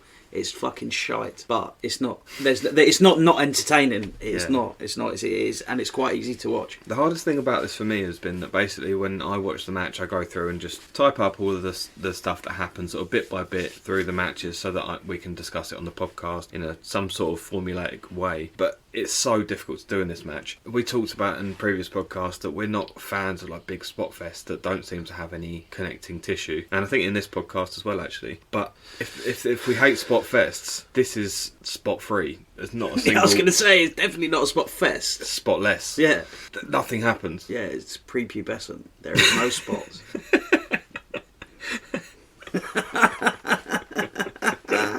Yeah, man, it's just there's no spots, and it's not really the wrestler's fault either. Like, there was no room for him to do any moves. It just ends up in being carnage. I was just going to say, it's like if you didn't have any skin, there would be no room to have any spots.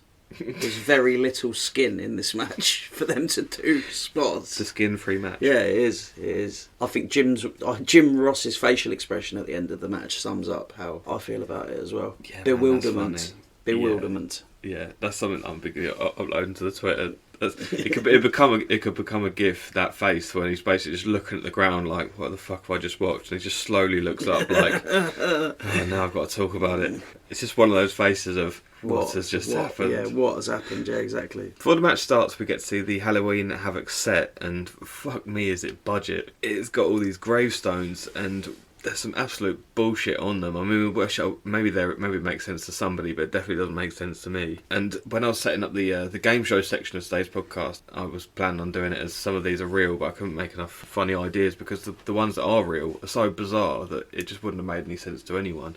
But I've got them listed here, and I can't remember which of these are real. Maybe Weston can confirm which ones are. But the first one says Min Twins 1991, and West, you said you've got a bit of story about that one. Yeah, that's real. I'm not sure. It's to do with some sport, because obviously WCW are based in Atlanta, aren't they? Right. And it's something to do with an Atlanta sports team. It might be baseball, or it might be NFL. They're playing in some sort of final that night, a World Series or something like that. And they go on to lose anyway. So the Min Twins are 2 players that play for the other team, I believe. And then obviously they've written this down like, oh, they're going to lose, RIP. But then the other team go on to win, Atlanta lose. So, oh, right, okay. Yeah.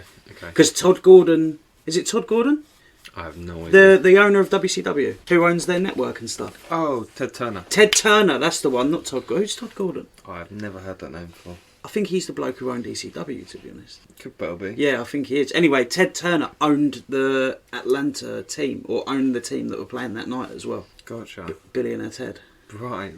Do you know why I thought his name was called Todd? Go on. Because WWE do the piss take skits, don't they? And it's Billionaire Todd, the Nacho Man, the Huckster. Goldberg fake Goldberg, didn't they? Gilberg. But yeah, no, they did. Dwayne Gill. Yeah, they had the Huckster, they had Nacho Man, Billionaire Todd. They were all like piss takes. I've got a story about it being called Todd. Some of my old mates used to call me Todd, and the reason why is that everyone calls me Toad. And I was doing karaoke one night, and I put my name as Toad, and then someone else wrote Ribbit on it. And when it came to announcing me to come up, Todd Roberts! Todd Roberts! And I was like, I think that might be me. Todd Roberts. So yeah, that's my alter ego, is Todd Roberts. Yeah. But anyway. Come for the crap wrestling, stay for the Todd.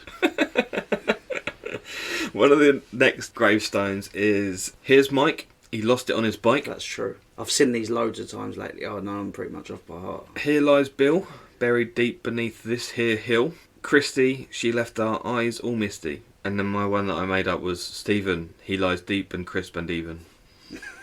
No, that's Good King Wenceslas. That's deep and crisp and even. Yeah. Oh yeah, it was the Feast of Stephen. Yeah. Yeah, but it was on King. Yeah, it was Good King Wenceslas, wasn't it? Yeah. It's going to be one of them recorded Who sessions, was isn't Good it? King Wenceslas? Fuck knows, mate. I don't think we've got time to talk about that today. Oh man. Well, maybe another day. Yeah. If any listeners know who Good King Wenceslas are, Tweet us. and Crap_wrestling. Crap_wrestling and tell us who is Good King Wenceslas. They should have used that. Should be a gimmick. They should have a Good King Wenceslas in wrestling. In WCW. Yeah, definitely, mate. He could have been mates with the Dungeon of Doom, couldn't he? Good King Wenceslas. No, because he would have been Bad King Wenceslas then, wouldn't I guess so. he? Yeah. Anyway. We then get a view of the Chamber of Horrors. What are your thoughts on the cage itself? Oh, it's fucking weird. It goes the wrong way at the top. It's like a very tall cage and it sort of lips in on itself, 90-degree angle. We were talking about earlier that the rules of the match changed from being escape the cage to put someone in the electric chair. And one of the reasons why we think that might be is because the cage had this lip at the top that it would have been so difficult to scale. Look at the people in that match, like Abdullah the Butcher, mate, he couldn't fucking climb up the stairs. Let alone that fucking cage. Surprised he could climb out of bed in the morning. Yeah. Like, El Gigante, Giant Gonzalez, he couldn't climb nothing. No. Couldn't climb a thing. Look at the size. Like, it's not just the size of him, it's the weird shape that he is and that. Standing up seems a struggle Yeah, throughout this there's match. no way. Mate, he was so knackered from just walking around. There's no... Maybe Rick Steiner in his prime, Scott Steiner might have been able to, but then I don't know, because they are big guys. They're not massively, like, high flyers, are they? You seem like you would have need some sort of, like, gymnastic ability to sort of waggle out of the top of that cage. I don't know, man. Chuck a Rey Mysterio. Yeah. Like, someone like that would have needed to be the person to fucking climb out of this monstrosity. Yeah. Cactus Jack couldn't have climbed out of this. No chance. I don't think anyone in this match, potentially maybe Sting, is the only person who would have had the fucking athletic ability to be able to fucking climb out of this. It's just ridiculous. Yeah, I completely agree. It looks like to me a bit of a bird cage. Yeah. That's the kind of shape that it's got. So we then get the competitors walk into the ring. You start with Elegante, we just talked about. We get Vader, who has this amazing headgear on, and I absolutely loved that. I thought it looked amazing. It looked a bit weird, but it looked scary as fuck. And as he's walking down, unfortunately he takes it off, and then this big burst of steam comes out of the back, which... It's like out the shoulders, isn't it? It's Exactly. like starts firing smoke out of, and it looks so fucking cool. But he took it off his head by that point. Yeah. Do you think maybe he was scared of like that might have burnt him or something? Maybe I don't and just know. took it off thinking, "Oh fuck this." Vader's coming back from an 8-month absence. I don't know if he had this before then or not, or if this was new to his gimmick for this match, but possibly. Imagine if he just like found it on the train on the way there. Or something. Cynic or not, that's fucking sick. I walked past a charity shop and saw it in the window or something on the way to the fucking stadium. Getting back into the realms of where did the Undertaker find his hat? Yeah. I forgot about that. Then get Cactus Jack. He brings out a chainsaw, which basically looks like it blows smoke and nothing else. But you were saying that it looks like a real chainsaw. It's definitely a real It's just got the chainsaw. safety on, maybe. He's not put it. You sort of have to like when you're using a chainsaw, you sort of have to almost put it in gear. It's like an engine, and he's just revving it up. So yeah, it's going to be producing smoke, and it will make the noise, but the chain's not spinning. I actually have a certificate. I used to work on the railways. For anyone that didn't know. Most of you probably, and I am qualified to use a chainsaw. Chainsaw ready. I'm chainsaw registered. Chainsaw qualified. Charlie. I don't know if he had the actual qualification. Probably not. No. So Chainsaw Charlie shouldn't have been doing that, but I should. And the way that Cactus Jack is holding this chainsaw makes me think that he also doesn't have the qualification to wield that. That motherfucker. So it's probably why they didn't let him put the throttle on. It's probably why he's not allowed to actually fire it up, because he's not qualified to use it. Unbelievable. WCW, how did they get away with it? Get the Steiner brothers next. Big pop for them. Freakzilla. Yeah, Freakzilla. I love Rick Steiner's moustache. Yeah, he's all man, and he's so fucking macho, masculine man. We had a few good moustaches on the podcast. We had Mark Merrow last week, and he has a really good one. My brother actually tweeted us on the Crap Wrestling account the other day saying that Mark Merrow looks like the guy at Dodgeball. And that fucking creased me hard. Yeah, that was, he does. Yeah, it does look just like him. But yeah, I don't know who's got a better moustache, Rick Steiner or Mark Merrow. I think it's Steiner. Yeah, I think it goes with Steiner's like look more as well, doesn't it? Mm. Steiner with that moustache, mate. You know he drinks Jack Daniels, mate. Yeah, man. He smokes pipes, drinks Jack Daniels. His hobbies are like fixing cars and stuff. Definitely, mate. No doubt. Beating people up. Yeah, obviously. We then get Abdullah the Butcher. He's a big man. We've already talked about it a bit, but yeah, he's enormous. Huge guy. Weston's obviously knows more about him than I do, but yeah, when I first saw him, I was like, shit, man, how's he going to wrestle? And then evidently he doesn't wrestle. He just punches and stabs. Yeah. He's a fat bastard, isn't he? He's a big old guy. He really is. But he owns Chinese food and rib restaurants. Not Chinese ribs, by the way. We spoke about this off air. Actual, like, American barbecue ribs and Chinese food. So weird. That's what his restaurant chain is. I remember we went to a takeaway once and it sold Indian, Chinese, kebabs, pizzas and fish and chips. All of them were shit.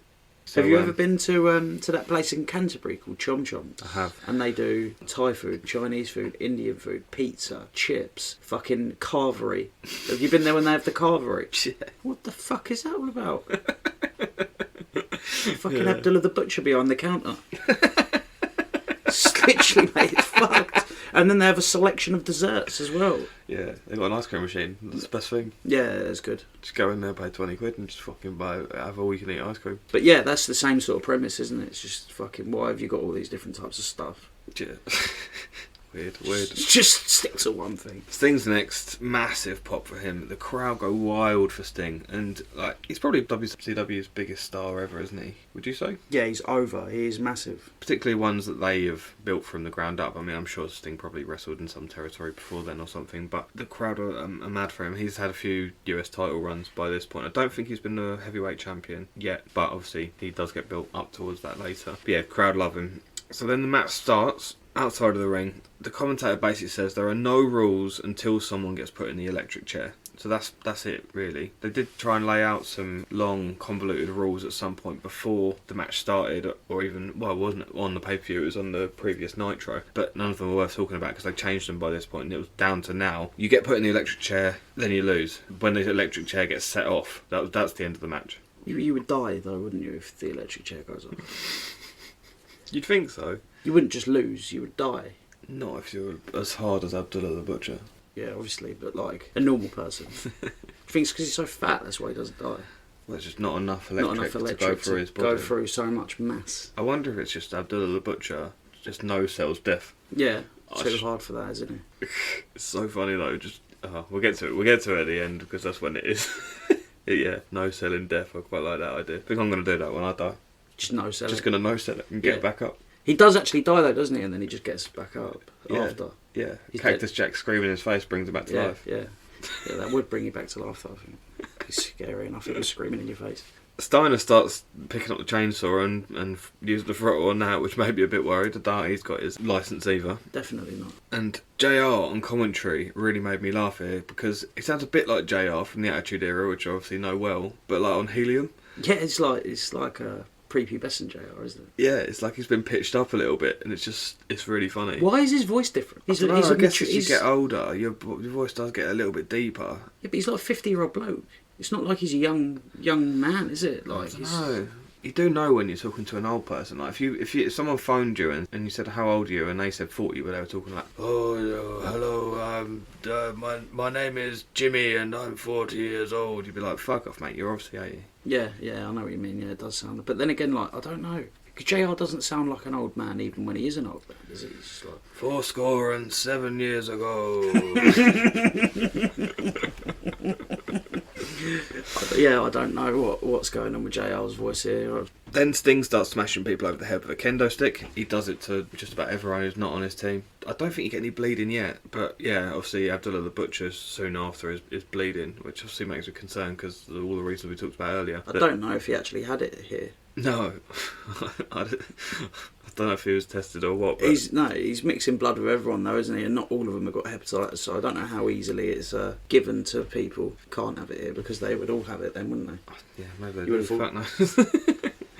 I suppose it's only really Cactus Jack that gets opened up other than him, though, isn't it? So I suppose you'd have to read one of his biographies to find out if you got it off him or not. Yeah, of course. We then get the referee cam, which is one of my favourite features of the match, partly because it must have cost quite a lot of money for WCW to get something that was so sophisticated for the time, because the quality of the camera, which is worn on like a helmet by the ref, seems to be of a higher quality than a lot of the cameras elsewhere in the Yeah, stadium. it is. I can't work out why. It's like, this is 1991. This is like a GoPro style camera. Yeah. And it's better than the hard cam. I don't really get it. And also there's another cameraman in between the cage and the ring. His camera quality is not very good either. And the referee's better than all of it. I suppose the issue with the referee is the referee, as part of pro wrestling, kind of has to look the other way. So, you know, when you get distractions and all that sort of stuff, and ref bumps and all that sort of shit, you rely on the ref looking the other way. So if you had a referee all the time, you would see them kind of looking over the shoulder to check if their spot was coming or whatever. So I just don't think it would work in a lot of matches. Fortunately, there's no rules in this one apart from the electric chair, so it doesn't really matter. Yeah, apart from the murder that you have to commit at the end. Yeah, exactly, yeah. And the helmet that the referee's wearing, it kind of looks like a motion capture hat.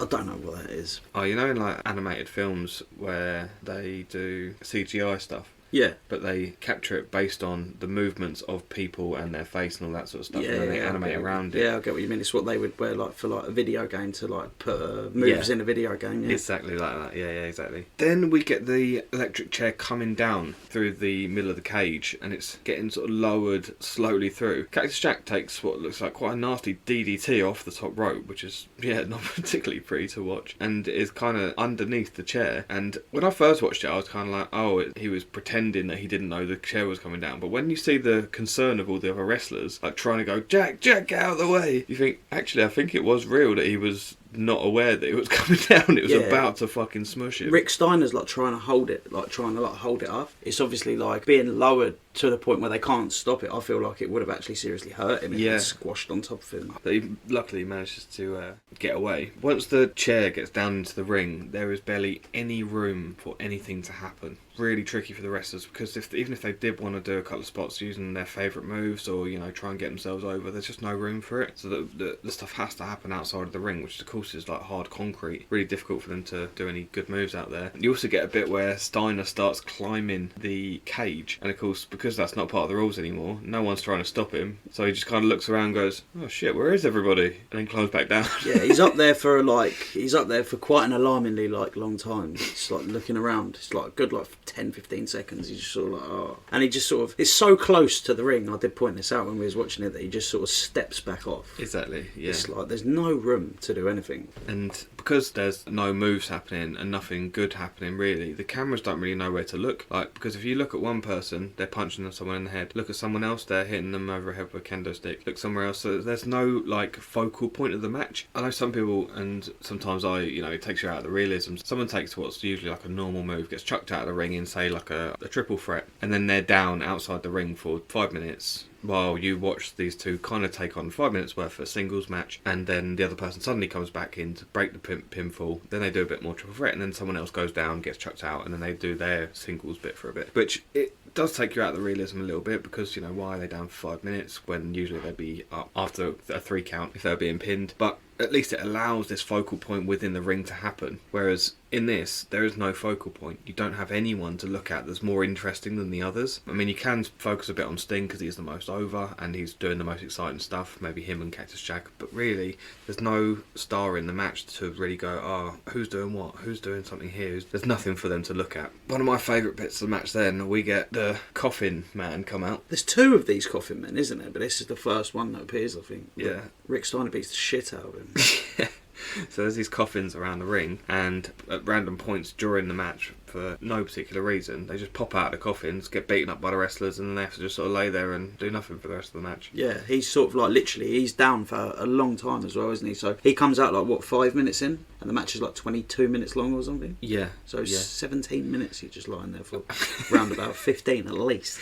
Yeah, there's another one a bit later on, and he basically gets then handcuffed to the birdcage, and he's just sat there again handcuffed and doing nothing. So they almost serve no purpose. If it's very blink and you miss it as well, you wouldn't even know that they were there, because again the camera doesn't know where to look. You barely notice that they're there for the majority of the match. Who are they? Who are they future wrestlers or what? Like they just like, and he's just got a little mask on. Yeah, probably some people that are in like the, I don't know, the equivalent of the performance centre. He looks quite small as well, though, doesn't he? He's not built like a wrestler. He's got like a skinny little guy. Oh, I don't know. Maybe he's a backstage guy or something. You know, fucking God producer knows, or something.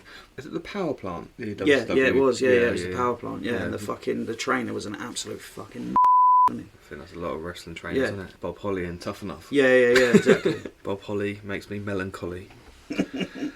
Steiner gets put into the chair and then kicks his way out. You get a few of these spots because it's the only real focal point that you can have in the whole thing, but it doesn't really lead to any consequence. Really funny bit that comes up next is that Sting picks up the coffin lid and throws it up in the air, and it's like balsa wood because it kind of floats its way down onto Cactus Jack's head, and he had so long to put his hands up and didn't. Yeah, it looks like it hits him like quite hard though. It looks like it's like an awkward shape. It's got a bit sticking out of it, and it looks like a bit of a shitty bump.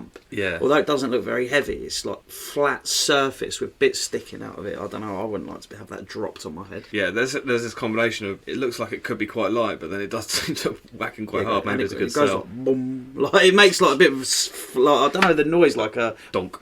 Like a blunt noise, like it doesn't look like a very nice bump anyway.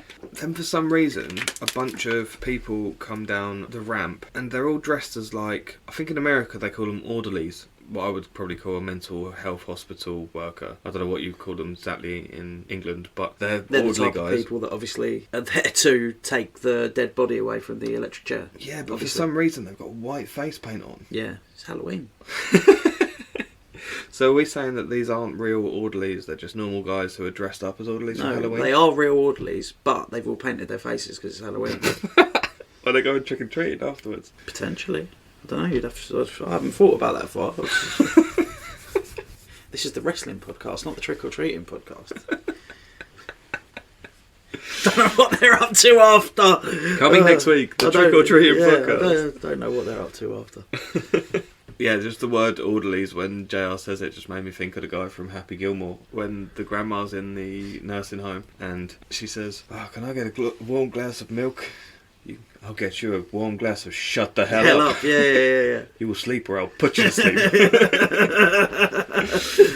Yeah, that's my thought about orderlies, I guess. Cactus Jack gets a stick over the head and bleeds badly. He was already bleeding before that, though, wasn't he? Yeah, but mate, I think like obviously he was already cut. It looks like it cuts him a bit worse, hard way. It hits him straight in the fucking head. Yeah, like it looks nasty. It doesn't look like it's like a gimmick. Gimmicks, no. It snaps as well. Yeah, that looked bad, really bad. Carry on getting people climbing the cage and trying to work out why. Cactus Jack climbs the cage as well, and I can't remember who is being hit by Sting. Sting's punched him and whatever, but there's no fall or anything. They can't just climb back down again. And Abdullah the Butcher is just standing there, leaning against the cage. It's comical, the little that he and Elegante do. They're just like, this is the best wrestling match ever. I don't have to do anything. I can just stand around and do as little as I want. Mate, Elegante is fucking exhausted in this. There's a point about 5 minutes to go and he is grappling. I think it's Scott Steiner. I'm not 100%, but he cannot move. He's gasping for air.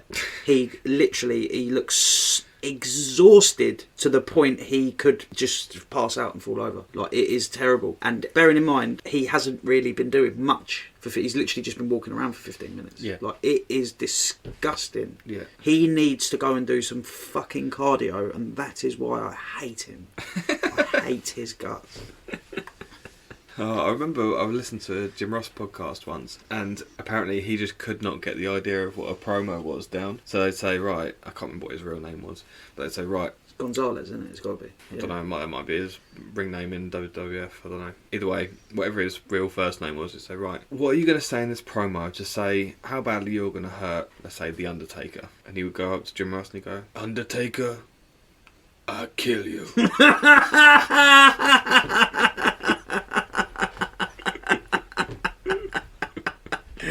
Oh, really? Yeah, and then Jim would go, You can't say that. I understand, yeah, okay, that's fair enough, that's a good start. Maybe finish with that even, but what else are you going to say? Undertaker, when I see you, I kill you. What? That's all he would say. Yeah, that was his promo. So Why did he want to kill him? I think it was just that was the most creative he could become on Yeah. the mic. I don't know if it was maybe a language difficulty. Was it? I don't mean a language difficulty. I mean a language as in like. Is he? Obviously, he's Mexican. Yeah, that's what I'm saying. But what yeah. I'm saying is, like, is he like an American Mexican where he's like lived in Texas and he's been there all his life? I don't know. You'd moved there when he was a little kid, or is he actually just like Mexican man? I don't know. So that's what I mean. Is it because he doesn't know English very well? Yeah. Between that and just didn't know what else to say. But I just think it's so funny. I kill you. If his wrestling was anything like his promos, I can imagine they're fucking awful. Yeah. He's just probably gets so exhausted talking that that's all he can say. He's doing his best Ahmed the Dead Terrorist impression. What happens next? God, this match is such a mess. I'm trying to get through my nose, but honestly, it's just so messy. It's impossible to find out where I am. There's not really a lot that happens either, is there? So it's like writing notes of this man walked here, this Exactly. man stood there, and they punched each other. I suppose the big bit that happens next is we then get a shot of the switch. Now, we know that the switch isn't connected to the electric chair, because obviously it's not, because, you know, but you'd think that they would at least gimmick it so it made it look like it was. But of course, the chair comes down to the ring, and it's clear that there's no wire attached to that. But the switch is fully down, and the camera lingers on it for a long time, and you'd think that they would see it's down, and think, oh shit, we should change the camera angle. But Jim Ross is like, well, you can see it's down, which means if someone gets in it, they're probably going to get shocked. And then it changes, and you're like, oh,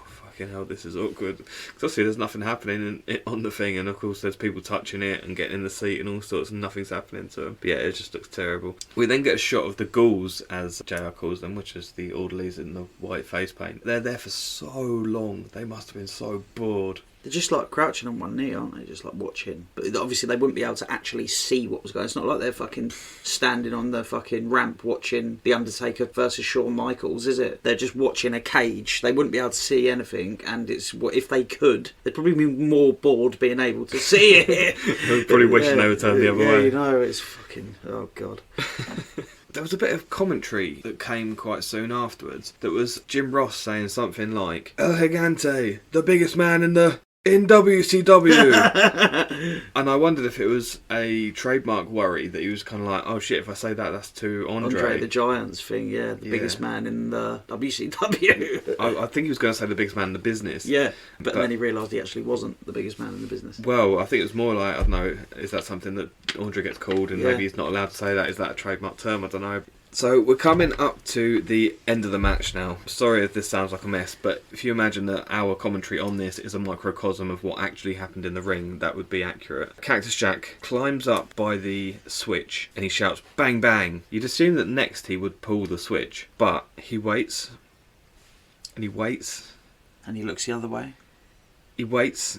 Abdullah the Butcher is putting Rick Steiner into the chair. Now, Rick Steiner is obviously not on Cactus Jack's team, so he should be pulling the switch whilst Rick is in it. But he waits and he stands there, and then Rick puts Abdullah into the chair. Has to take about 25 seconds, I would say, to put the straps him in. Yeah, put the straps on, put the head set it on, etc. And he looks around, obviously sees that Abdullah is actually in there, who's on his team, and then pulls the switch. But it goes on for ages. Did we count? It was like 35 seconds. Yeah, it's from him going bang bang to Abdullah the Butcher actually getting shocked. Like, yeah, it's like 35 seconds, it's a long time for him to be halfway climbed up a stage, looking the other way, pretending he can't see what's going on in the ring. Yeah. It is a long time. What I was thinking, like, throughout this whole thing, like, obviously, as we said earlier, I've never really watched a lot of this early 90s WCW stuff. Rick Steiner was a fucking big deal. He was like a focal point of like pretty much everything that's going on in this match and a massive part of the ending. So like, I didn't realise that he must be trusted doing this end. Although of how shit it is, they obviously thought it was going to be good. Do you know what I mean? So I didn't realise he was such a big deal. Yeah. I knew the tag team were a big deal, but I didn't realise that he was such a big deal, such a trusted member of the locker room there. We don't get an opportunity to see his talents in this, I don't think. And as we said when we were introducing the wrestlers earlier, we don't know as much about Rick as we do about Scott. And unfortunately, the most we really knew about him was more related to Bron Breakker, his son. But this has definitely given me a bit of an idea to go and watch some Rick Steiner matches. I want to go away and find out more about him. And hopefully if we ever get one with him in the future, then we'll be able to give you a bit more of a rundown of our opinions on him. Yeah, he's great. I've heard that he's great. I've heard that he was great. He just once the tag team broke up, he sort of lost his way a bit, I believe. But yeah, I think he was obviously clearly he was well trusted. He was obviously a big deal. We get some flames and fireworks that come out of the chair as Abdullah just got killed on live television. Do you know what? Out of everything in this match, I wanted to say this out. All the fucking garbage rubbish that is this match. The pyro job that they did at the end was sharp, fucking wasn't decent. Yeah, the ring's on fire. Yeah, the ring's on fire. Like, you look at the AEW, they did a barbed wire death match, didn't they? Yeah. And it was fucking shite. The pyro was shocking. It was just a joke. This that they're doing here in 91, WCW, they did a fucking good job Really at the good end. job. Definitely. It looks like some of the old FMW, the Japanese deathmatch stuff that's really believable. And that is the best part of all this match. At the end, that last shot of Abdullah the Butcher getting shocked in the thing and the ring's on fire and stuff, it looks good. Yeah, it really look really does. good. Abdullah closed his eyes. We then get JR saying something along the lines of, nobody seems to be going to give Abdullah mouth to mouth. Maybe Cactus is going to get that job. Wouldn't envy that, I'll be honest. Cactus goes in to say something to him and he starts shouting in his face, Happy! Happy! Happy! Because obviously Abdullah the Butcher can't speak English, can he? So there's no Can he point. not? No, of course not. He's the madman from Sudan. I didn't even know. Fair enough. He doesn't speak. Obviously, he could actually speak English in real life, but in kayfabe, So he couldn't wrestle and he couldn't promo. I think he always had someone talking for him. What could he do? Stab. Stab. Yeah.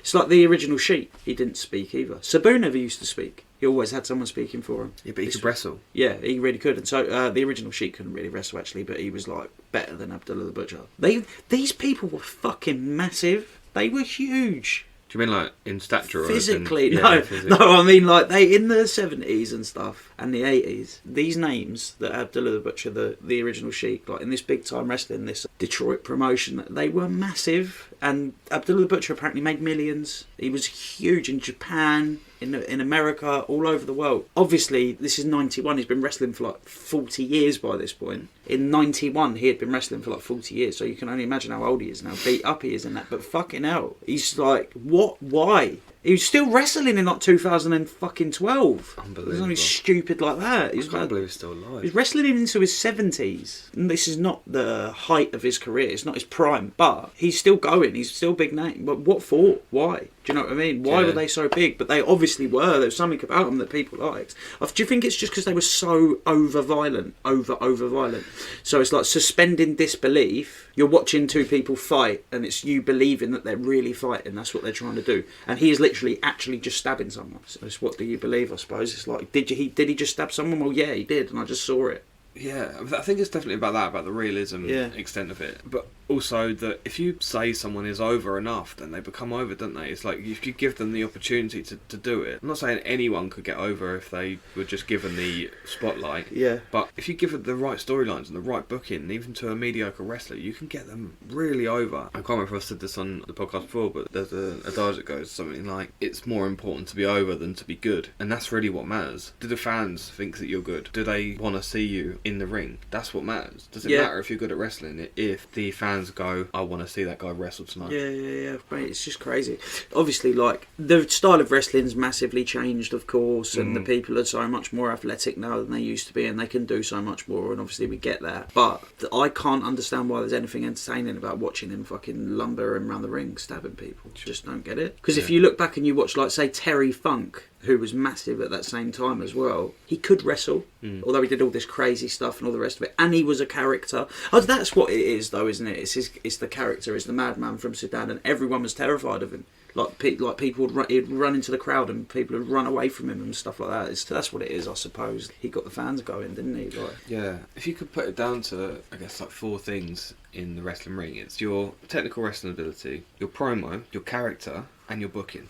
Those are the 4 things that make a wrestler, in my view. Is there anything else that you'd add on to that? not really, no. Because you're obviously in charge of your technical wrestling ability, but of course, if you get the right training, you're going to be better. Your promo is kind of on you, but depends how much spotlight you get from the company. Yeah. Your booking is not on you. No, so this is one of the frustrating things about obviously watching WWE at the moment, and over the last probably 10 years, that you know, because you've seen on NXT, how good some of these wrestlers are when they're given the spotlight and the opportunity to do their stuff, and then they kind of throw it in the bin. But yeah, I guess that was one of the frustrating things, but I'm guessing that they must have just booked booked them right. They must have given them the spotlight in the right ways that made people think that they were worthy of watching. I know we shouldn't really be talking about the Sheik, but there's no way of talking about Abdullah the Butcher and why he was big without talking about the Sheik, because he was massively to do with it. But he owned the fucking big time wrestling productions, so that was why he was like shot to the moon in it. But the Butcher, I don't get it. But yeah, obviously they just booked him right, and he obviously just was believable as being a fucking mad, scary man, I suppose. Yeah, believability is quite a key thing, isn't it? I guess that's why Lesnar is such an enormous deal. Yeah, of course it is, yeah. And then, as we spoke about a little bit earlier, Abdullah, in my favourite part of the match, no cells being dead. He's just been killed in the ring. He's been on fire.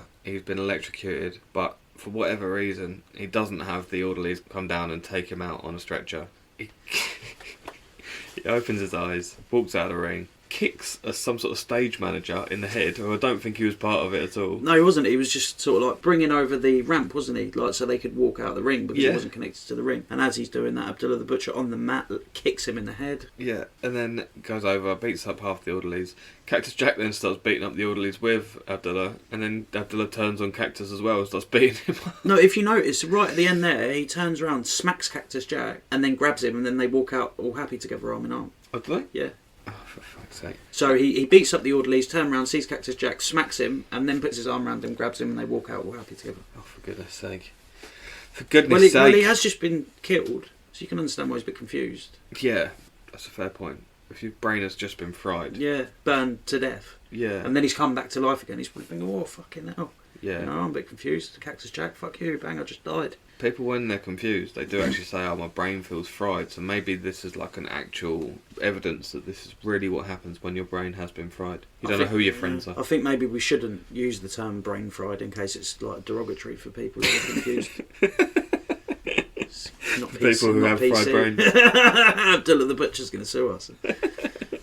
Which put all our money in different accounts. yeah. Sell all our restaurants. It just reminded me of some of my favourite no-sells of all time, and I think that my favourite is the Ultimate Warrior no-sell of the pedigree. Have you seen that before? Don't think I have. If listeners, go out your way to Google, or even I'm pretty sure I've seen it on Twitter, put it into Twitter search or something, Ultimate Warrior no-sells pedigree or something along those lines. Mate, you can't no-sell the fucking pedigree, mate. Mate, he gets pedigreed. Triple H gets up and kind of shows his muscles to the crowd, and Ultimate Warrior just stands back up and punches him. It's so funny. Disgusting, mate. You can't no-sell the fucking pedigree, mate. Have some fucking respect. Then again, he is the Ultimate Warrior, though, isn't he? So, like, but still, he's a prick. But, like, come on. Yeah, I don't like the Warrior. I think I've spoken about it before. Yeah. That thing where Hook no-sold the pile driver the other week. Yeah. Oh my god, mate. Fucking Twitter went ballistic about that, didn't they? So I was kind of discussing this with someone, one of my other wrestling mates. I said to him, what did you think of the no-sell? Because I thought the visual was really cool. Like, the guy does the pile driver, he gets up, he sort of like goes rah to the fans, and then Hook just turns up behind him. Now, I thought it was a really cool visual, and I love Hook as well. I think he's brilliant. But yeah, but they were not happy. You know, like, apparently it was an homage to Taz no-selling Jerry the King's pile driver. Exactly. That's what the thing is, though, what I will say is, Hook's not particularly a big geezer, is he? Although he's probably quite tough, he's trained in MMA and stuff, isn't he? But he's like skinny build, he's not the tallest. But then Taz is a fucking big ball, wasn't he? He was a big beefcake with a big nut, stiff. Like, he didn't really have a neck, did he? What it was just a big muscle. It's a wrecking ball. It's a lot more believable for Taz to no-sell a pile driver than Hook. Yeah. And I can understand why people didn't like it. Yeah. Because it's sort of like removing the believability. But then again, it's nothing to cry about, is it? AEW does this stuff. It leans into the history of wrestling. For example, WWE doesn't really like to pay homage to anything that the wrestlers have done prior to... That's probably a bit of an overkill to say they don't pay homage to any of it. But generally speaking, they don't like to suggest that this wrestler has existed elsewhere. They've come into WWE and now they're huge. That's what happens. Whereas in AEW, for example, when Kyle O'Reilly joined the other week, they talked about that Adam Cole and Kyle O'Reilly had a feud recently. The fans were probably ready to go, oh, we're not even bothered about the fact that they had a feud. Why are you even referencing it? We just want to see Undisputed Era back together. But they did reference it because they pay homage to the history of these wrestlers and what's happened between them. They don't want to just go, oh, let's just pretend that didn't happen. And I really respect that. And the fact that they paid homage to this situation that happened between Taz and Lawler, I think is great. Especially because it's the King. Yeah, it's yeah. Of course, they want to. You should really pay homage to stuff that's happened in the past, I think, and that it's like you can't just completely forget about the 100 years of wrestling before. You know, it's just stupid. But then again, I can understand why people didn't like it. because Hook doesn't look like he should be able to no-sell a pile driver, to be honest. But Yeah, fair point. why is he so over? Why does everyone love him so much? I think because they bigged him up for a while, saying, "Oh, Hook's coming, Hook's coming," and then it became a meme that was like, "Send Hook." Yeah. And then he's Taz's son, so they just assumed that he would be a suplex machine who could also do holds, and he's got this MMA style about him. He is young, and he just seems to just have his character right down. He's just like this stoic pillar of masculinity. This is not an emotional guy. He's like, I am tough, I beat the shit out of people, and that's literally what my life is about. Yeah. That's the impression I get from his character. Yeah. There's something about, again, the believability of Hook, and also that he just looks cool. Yeah, he is cool, definitely. We had the video that came out the other day of him with his face in a stripper's ass. Did you see that? No, I didn't see that. I'll show it to you after the podcast. CM Punk then tweeted something like, "Me and Hook come into your mum's house, what are you going to do about it?" I see that, yeah, it's so funny. Yeah, for God's sake, please don't send Hook for my mum. Could do without that shit for sure. Definitely. But I don't think Hook would no-sell death. Maybe. We'll have to see. But Maybe he'd do it Butcher to pay homage to Abdullah the Butcher. One can only hope. Yeah, and that's the end of the Chamber of Horrors match. It's a bloody mess. It does what it says on the tin. It is a Chamber of Horrors. Yeah, it's horrible in many ways. Yeah. Okay, so Weston, what is your reverse Meltzer review for today's match, with 0 being passable and -5 being absolutely crap? Oh, mate, it was not passable. It is nowhere near 0. I don't know. I'll give it -4. It was fucking awful. It was terrible. Yeah, I've got to stand with you on that one. It was a -4 in my view too. And Yeah, the we've reason, actually agreed for once. Yeah, it's not often we do. No. It didn't have the long-lasting effects that the Brawl for All did, that made you give that a -5. Obviously, I don't think there was any long-term injuries that came from this, although Cactus Jack did almost get smushed. It was a mess. There was no room for anything good to happen. The cameras didn't know what they were doing. The commentators didn't know what to call because the cameras were not really focusing on anything. The switch was down for a lot of it, which made it look silly. It wasn't connected to the chair, and yeah, it was just all a big mess. There was not really anything good wrestling wise about it. There wasn't really any wrestling in it, which is, it makes it a crap wrestling match. If there's no wrestling in a wrestling match, then you know it's crap. But yeah, it didn't go down to the pits because I did actually enjoy watching it. I don't know if that should make a difference, but I did actually enjoy watching it, and I watched it many times, and I didn't hate it even after I'd watched it for the 4th, 5th time, which I couldn't say about the Brawl for All or Big Show vs Undertaker. So I'll probably watch it again in the future. So, I would definitely watch this again in the future. -4 from me. Yeah, I would definitely watch it again in the future, but not for the fact that I enjoyed the wrestling more than anything. Just because it's fucking crazy. Okay, so we don't have any social media comments, but we do like it when you do send messages in, so please do. Please let us know what you thought about this match. We'd love to hear from you. You can find us on Twitter at crap_wrestling. That's crap_wrestling. And we'd like to hear from you what you think are some of the crappiest wrestling matches of all time, so we can include some of those in the future. Any last words from you, Weston? Yeah, I think we've pretty much planned what we're going to do for the next few, haven't we? So, yeah, have you got the list? Yeah, I sort of remember it. So we're going to do, next is Triple H versus Scott Steiner in 2003. Royal Rumble. Royal Rumble, that's the one, which is supposed to be fucking terrible. Well, it is terrible. I've seen it. It's fucking awful. It's horrible. So yeah, there's that. Then we're going to do the Fiend versus Seth Rollins in the Hell in a Cell. Yeah, I really wanted to get something modern in there because, of course, we've done, I guess, quite a lot from sort of varying eras in the past. But yeah, there's still bad wrestling and crap wrestling happening now. Yeah, we haven't done anything really in the last sort of 10 years, have we? 10 years, even longer. So yeah, that'll be good. And the final match of those three is Jerry the King Lawler making his long-awaited return to the ring. First ever appearance at WrestleMania somehow in the ring. Obviously, he's done commentated on a lot of them. Yeah. Fucking hell, man, I find that well hard to believe. Yeah, and he was up against Michael Cole, who was obviously also a commentator. I'm looking forward to talking about that one, partially because it's crap and it went on for a long time. Took up a long time in a WrestleMania match, which we could have had watching actual wrestlers. Yeah, of course, yeah, definitely. But there's a lot to talk about with Jerry King Lawler about his just being a crap person and and not a crap wrestler. not a crap wrestler at all. He was good, wasn't he, back in the day, apparently? He was a big heel. Yeah, People massive. loved him. Yeah, King of Memphis, they were I was calling literally just about to say that, yeah, Memphis wrestling was his thing, wasn't it? It was his actual territory, wasn't it? I mean? And Michael Cole, not a bad person from my understanding. He's a hard-working young man who has basically gone from the most adored commentary team of all time in King and JR, has taken the mantle from them, and he's the lead on Raw and SmackDown now. I think, well, sometimes he's not on SmackDown, but you can't imagine him ever not be in that now, can you? Either it's like he's the voice of a generation of literally wrestling. just about to say that he's the voice of WWE, isn't he now? So, and it's good to see because he's always been good, hasn't he? And I used to love him and Taz together. It's just a shame that Taz isn't there anymore because I used to think JR and the King on Raw and Taz and Cole on SmackDown, and that was just it. That was for that era, and that was just summed it up for me. Those four. That was when Heyman was the lead writer or lead creative on SmackDown, and he basically said we're going to overtake Raw, and they did. They for did, a while. yeah, they did exactly. Cole has his low lights, for example, Big Show, Undertaker, Punjabi prison match, but how do you call that? Well, Yeah, I guess. true. Yeah. I'll tell you what though. He's developed into something good now. Sorry. I'll tell you what though. Talking of calling something shit, well, I think JR and I think you've done a good job on this. Yeah, was it Schiavone the other? I'm not too sure. I don't even. Obviously, it's W91 WCW. I wasn't sure of their commentary team, but yeah, I don't think they've done a bad job of this at all. To be honest, you notice bad commentary. The commentary was alright. So yeah, that was the Chamber of Horrors match from Halloween Havoc 1991. I've been Matt Burgess. I've been Weston Hughes. Follow us on Twitter at crap_wrestling. Thank you for listening. Please come back soon for more crap wrestling and even more crap podcasting. Mercifully, it's over. It's over. That is mercifully this time as well, isn't it? Yeah, definitely. The Badass Leader's here! Champion Angel! He's also suffering from anal bleeding. What?